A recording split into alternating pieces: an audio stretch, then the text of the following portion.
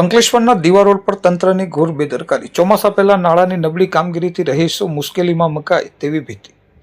ચોમાસું બિલકુલ માથે છે ત્યારે અંકલેશ્વરના દીવા રોડ પર સરકારી તંત્રની એક ઘોર બેદરકારી સામે આવી છે. કેન્દ્ર સરકારના દાંડી માર્ગ વિભાગ દ્વારા કરાઈ રહેલ નબળું આયોજન આગામી દિવસોમાં સ્થાનિક રહીશો માટે મોટી મુસીબત નોતરી શકે તેમ છે.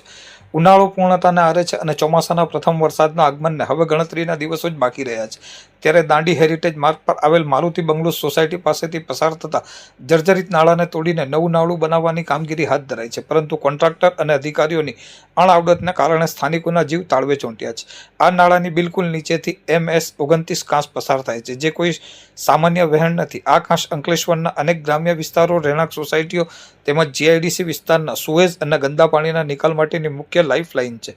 હાલમાં નાળાની કામગીરી ચાલુ હોવાના કારણે કોન્ટ્રાક્ટર દ્વારા આ કાંસના પાણીને બીજી તરફ ડાયવર્ટ કરવામાં આવ્યું છે. તંત્રની સૌથી મોટી લાપરવાહી એ છે કે આ ડાયવર્ઝન માટે અત્યંત નાની સાઇઝની પાઇપ મૂકવામાં આવી છે. કાંસમાં ગંદા પાણીનો ભરાવો અત્યારથી જ ખૂબ વધારે છે, જેની સામે આ ડાયવર્ઝન પાઇપની પાણી વહન કરવાની ક્ષમતા નહીવત છે. સ્થાનિકોને ડર છે કે જો ચોમાસામાં ભારે વરસાદ પડશે તો આ નાની પાઇપલાઇન પાણીનો ભરાવો સહન નહીં કરી શકે અને ગંદુ પાણી આજુબાજુની સોસાયટીઓમાં ફરી વળશે, જેનાથી મોટું નુકસાન થઈ શકે છે.